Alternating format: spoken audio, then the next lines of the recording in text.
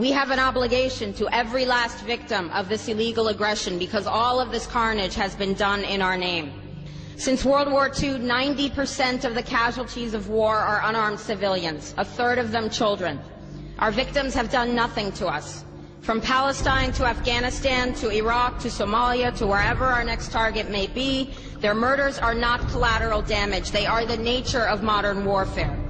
They don't hate us because of our freedoms. They hate us because every day we are funding and committing crimes against humanity. The so-called war on terror is a cover for our military aggression to gain control of the resources of Western Asia. This is sending the poor of this country to kill the poor of those Muslim countries. This is trading blood for oil. This is genocide, and to most of the world, we are the terrorists. In these times, remaining silent on our responsibility to the world and its future is criminal.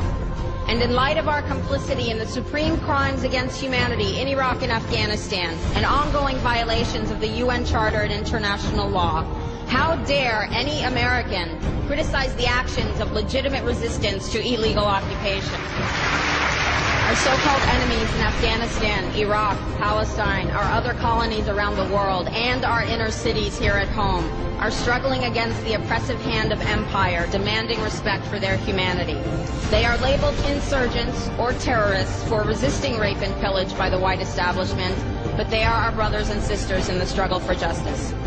The civilians at the other end of our weapons don't have a choice, but American soldiers have choices. And while there may have been some doubt 5 years ago, today we know the truth. Our soldiers don't sacrifice for duty, honor, country. They sacrifice for Kellogg, Brown, and Root. They don't fight for America, they fight for their lives and their buddies beside them because we put them in a war zone. They're not defending our freedoms. They're laying the foundation for 14 permanent military bases to defend the freedoms of ExxonMobil and British Petroleum. They're not establishing democracy. They're establishing the basis for an economic occupation to continue after the military occupation has ended. Iraqi society today, thanks to American help, is defined by house raids, death squads, checkpoints, detentions, curfews, blood in the streets, and constant violence. We must dare to speak out in support of the Iraqi people who resist and endure the horrific existence we brought upon them through our bloodthirsty imperial crusade. We must dare to speak out in support of those American war resistors, the real military heroes who uphold their oath to defend the Constitution of the United States against all enemies, foreign and domestic, including those terrorist cells in Washington, D.C., more commonly known as the legislative, executive, and judicial branches.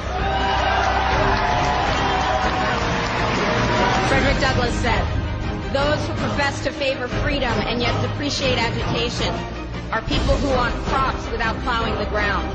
They want rain without thunder and lightning. They want the ocean without the roar of its many waters."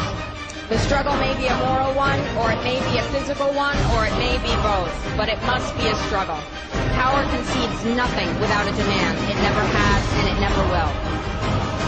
Every one of us must keep demanding, keep fighting, keep thundering, keep plowing, keep speaking, keep struggling until justice is served. No justice, no peace. No justice, no peace.